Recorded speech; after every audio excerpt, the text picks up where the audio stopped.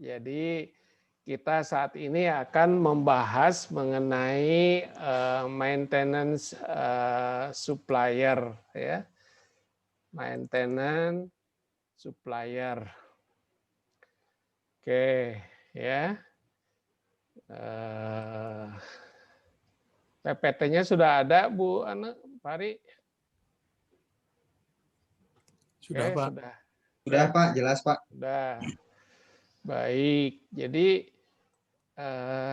kita akan bicara mengenai bagaimana memelihara supplier. Nah, supplier ini dalam bisnis itu kadang-kadang menjadi kunci suksesnya bisnis. Pak Uji ya, Pak Uji Ali,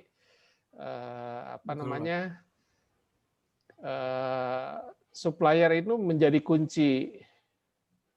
Bagaimana perusahaan-perusahaan yang beralih-alih dari satu negara ke negara yang lain itu tidak lain adalah mencari sumber yang paling efisien ya, paling murah kan gitu ya.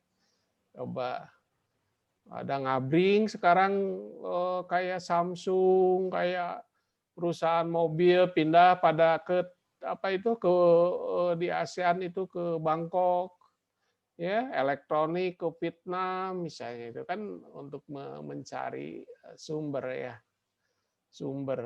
Oleh karena itu dalam bisnis retail ini sangat ngaruh sekali ya, sangat mempengaruhi keberlangsungan dari bisnis bisnis retail kita.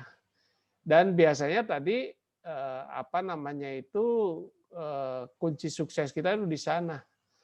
Keberlangsungan suplai barang dagangan, ya, kepastian suplai barang dagangan, kualitas barang dagangan, harga lagi kan gitu ya, itu.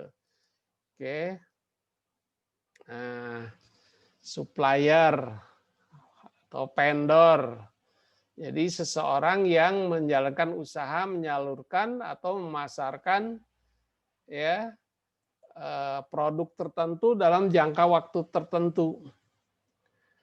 Ini disebut dengan vendor, bisa dalam bentuk lembaga atau bisa juga berbentuk perorangan. Supplier atau vendor ini merupakan mitra yang sangat penting di dalam strategi bisnis retail. Karena pengelolaan pemasok membutuhkan kemampuan negosiasi yang khusus. Ya, yang khusus karena mereka bukanlah bagian dari perusahaan kita, ya. Minggu lalu sudah kita bahas bagaimana kita menjadi negosiator yang ulung dalam merekrut atau memperoleh pasokan barang dagangan. Ya. Jadi kita harus bagaimana menempatkan si supplier itu secara saling menguntungkan dengan perusahaan ini. Pemilihan supplier ini harus hati-hati karena dapat memberikan dampak yang positif atau juga bisa merugikan kinerja keseluruhan perusahaan. Perusahaan mempunyai hubungan yang baik dengan memasok. Ini dengan menggunakan konsep yang disebut supplier relationship management. Ya. Literatur lain ada juga yang menyebutkan ada supply chain management. Nah ini. Jadi supplier relationship management atau supply chain management ini sebenarnya secara materi adalah membahas bagaimana memanage dari hulu ya, dari hulu. Dari hulu itu dari sumber. Ya, bisa jadi kalau produksi yaitu dari bahan baku, makanya supply chain. Istilah sering nyebutnya supplier itu karena memang barangnya barang jadi gitu ya. Barang jadi dan kita tawarkan lagi mungkin dalam satuan yang kecil. Ya, pertimbangan dalam memilih supplier. Memilih supplier ini harus hati-hati tadi ya. Jadi misalnya mulai dari jenis usaha dan kategori produknya harus relevan. Harus relevan ya, harus bonafide ya. Juga bagaimana perolehan material dia itu, ya, apa peduli lingkungan atau tidak memperoleh materialnya, bahan bakunya. Ketiga, kapasitas produksi dan peralatan yang dimilikinya. Ini nyangkut mengenai teknologi yang mereka gunakan. Ya, apakah udah mekanisasi ataukah masih padat karya atau semi atau lain sebagainya. Karena ini akan menyangkut mengenai kualitas produk, ya, menyangkut mengenai kecepatan nantinya kan gitu ya, pasokannya. Gitu. Sistem pengendalian produksinya gimana? Apakah sudah menggunakan pengendalian produksinya? Sudah menggunakan teknologi yang bagus atau hanya manual saja? Ya, termasuk juga sistem pengendalian kualitasnya. Ya, quality control-nya bagaimana? Quality management-nya. Apakah sudah menggunakan TQM atau masih sederhana sekali? Ya, quality control-nya di akhir saja gitu. Sampai status perusahaan, struktur organisasinya bagaimana, nilai aset, ya, sertifikasi ISO atau sistem pengendalian mutu. Nah, ini juga makanya perusahaan juga berlomba-lomba untuk memperoleh sertifikat ISO. Itu adalah salah satunya untuk nilai, ya, value bagi perusahaannya dalam pemasok. Bahkan mungkin beberapa perusahaan mensyaratkan, ya, kalau menjadi supplier itu harus punya sertifikat ISO, gitu kan ya. Tidak begitu saja. Dan biasanya ukuran perusahaan itu dan struktur organisasi biasanya dijadikan penetapan. Kemarin kita bahas di dalam sistem, misalnya di dalam sistem pengadaannya dengan sistem OTB atau lelang, ya kan biasanya ditetapkan syarat-syaratnya di situ.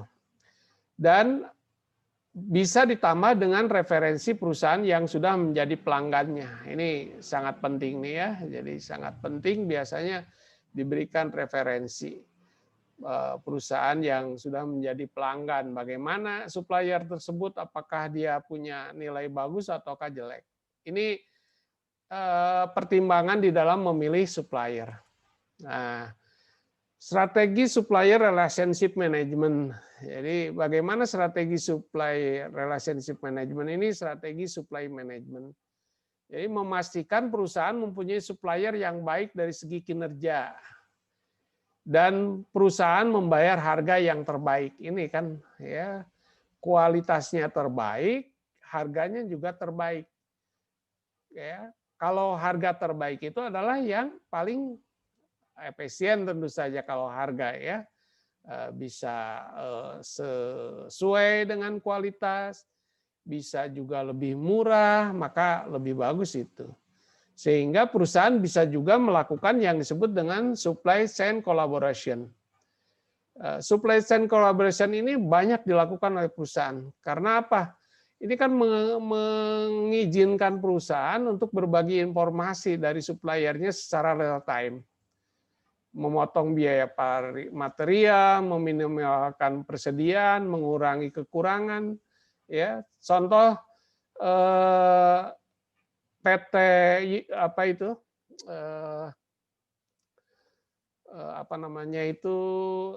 dia punya kantor cabang yang terhubung dengan secara internet ke toko-toko, ya, perusahaan tersebut. Dari kantor cabang ini memantau berapa toko misalnya, sehingga stok misalnya sabun mandi, ya, sabun mandi di toko A itu sudah terpantau oleh perusahaan secara real time. Ada berapa unit lagi Lifebuoy misalnya, ya. Ada berapa unit lagi misalnya sabun cuci, itu secara real time bisa kita pantau. Jadi dengan demikian supply chain collaboration ini sangat bermanfaat bagi perusahaan karena nanti bisa memotong biaya material, ya, meminimalkan persediaan, mengurangi kekurangan. Nah, ini juga sekarang ini dilakukan oleh SPBU, ya. SPBU itu sudah terpantau dari kantor pemasaran Pertamina misalnya ke setiap SPBU, ya. Sehingga dia akan menetapkan kapan harus mengirim atau menambah stok lagi untuk premium misalnya, ya, untuk solar dan sebagainya. Oke. Direct material procurement execution menggunakan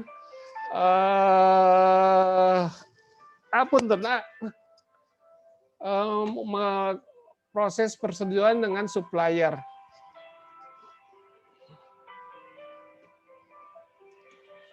Bentar ya. Iya mah lagi ngajar mah. Lagi ngajar. Ada gangguan telepon, mohon maaf ya. Ada ini. Jadi direct material procurement ya. Artinya menggunakan tadi sudah dijelaskan ya, dengan menggunakan internet secara otomatis persetujuan dengan supplier. Keuntungannya termasuk mengurangi waktu siklus, mengurangi waktu perputaran persediaan, ya, mengizinkan staf pembelian untuk menghapus kegiatan yang bernilai rendah dan fokus pada hal-hal yang penting. Ini dengan procurement execution yang lebih cepat tadi ya. Karena apa? Karena memang barang dagangannya udah terpantau dari kantor, dari perusahaan supplier tersebut. Oh iya, ini berapa unit lagi? Ya. Kalau metode dulu kan pakai menggunakan EOQ misalnya, economical order quantity. Ya bisa juga sih masih menggunakan itu, tapi karena kolaborasi dengan si supplier, kemungkinan kita bisa meminimalkan stok barang di toko. Nah, ini untuk nilai supplier yang baik. Yang pertama adalah service level 90% sampai 100%. Service levelnya. Kedua, tepat waktu. Ketiga, dapat memenuhi order saat diperlukan dengan waktu cepat. Nah, kalau ada tambahan order misalnya, ya, karena sekarang mau Lebaran, gitu, ya, dengan segera bisa nambah. Untuk barang tertentu, misalnya bisa dilakukan dengan returnable, bisa di return, bisa dikembalikan, ya, ada perjanjian.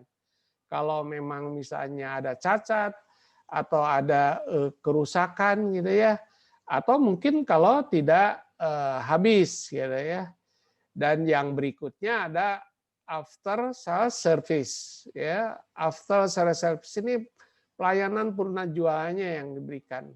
Siapa sih yang nanti men-tackle mengenai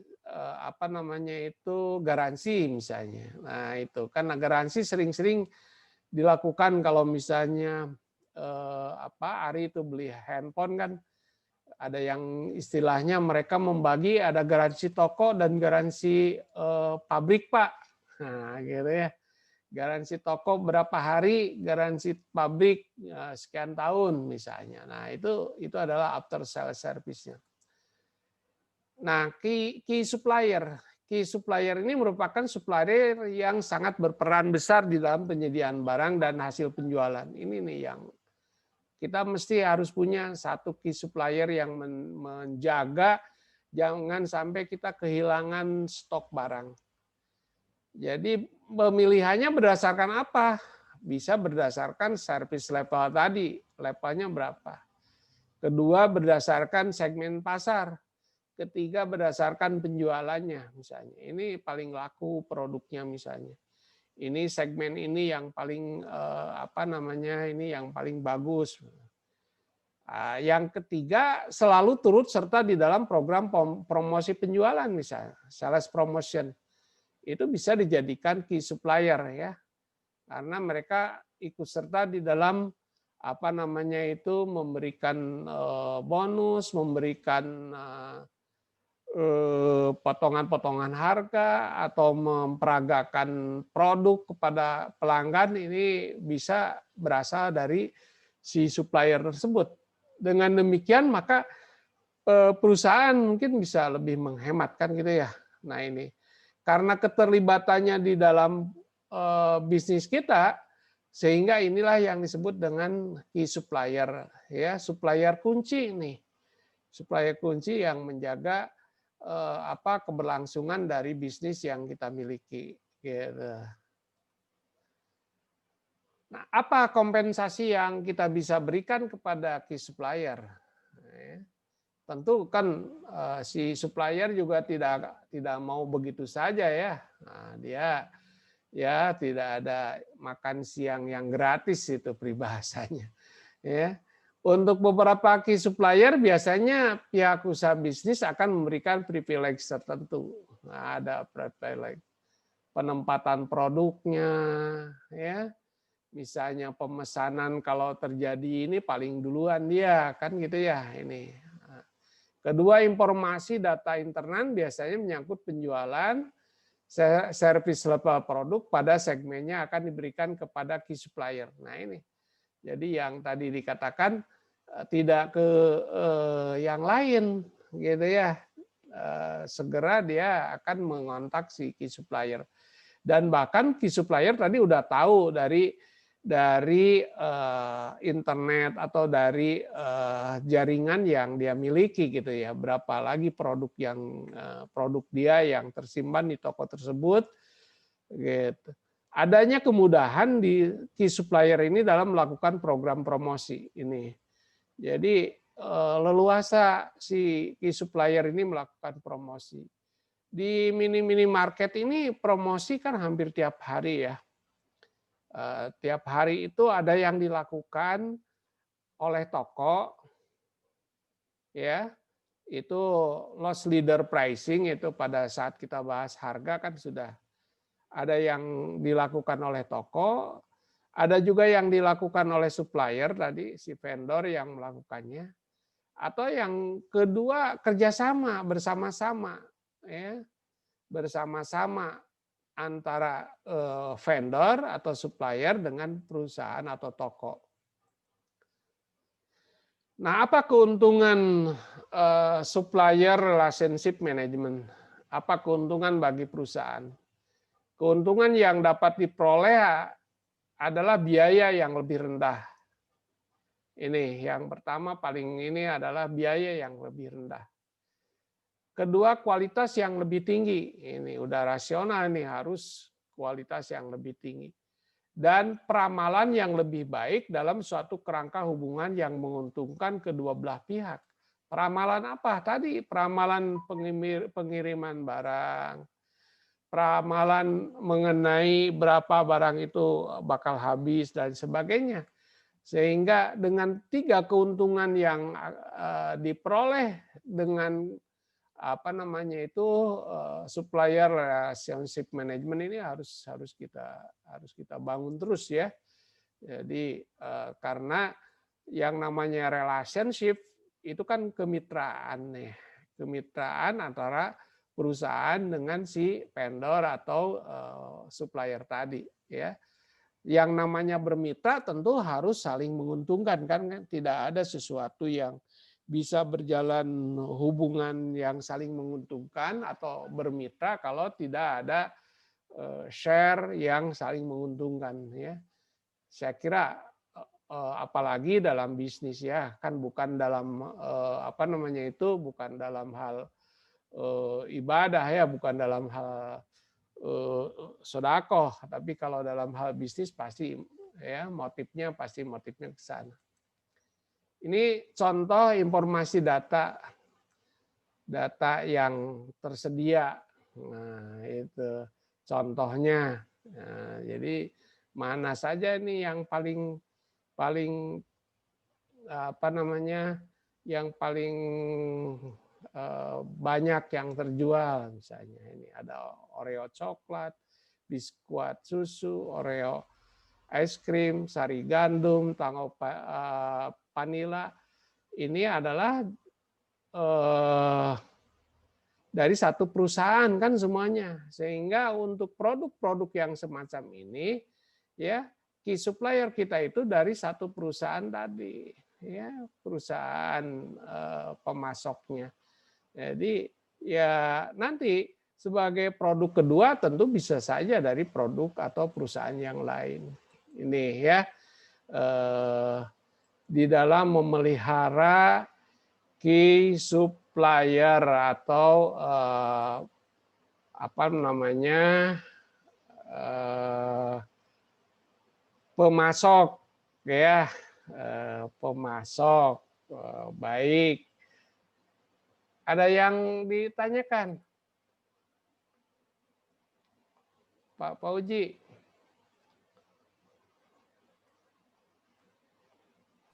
Apa? Ada yang ditanyakan? Ji. Hujan Ciamis, Uji? Hujan Pak, tapi alhamdulillah udah reda. Alhamdulillah. Ya, syukurlah, mudah-mudahan hujannya bermanfaat ya, tidak menjadi hujan yang membahayakan ataukah mengakibatkan bencana, tapi hujan yang memberikan kebaikan bagi kita sekalian. Amin. Oke lah, kalau memang tidak ada yang ditanyakan, saya kira saya tidak akan lama-lama lah di Zoom ini ya. Sekali lagi kita berdoa semoga kita dilindungi oleh Allah dari penyakit ini. Dan kita berdoa semoga Allah segera mengangkat corona ini, gitu ya. Ya supaya kita kembali pada aktivitas yang lebih baik lagi ya. Amin. Mudah-mudahan bermanfaat. Mohon maaf kurang lebihnya. Kalau ada, assalamualaikum warahmatullahi wabarakatuh. Waalaikumsalam.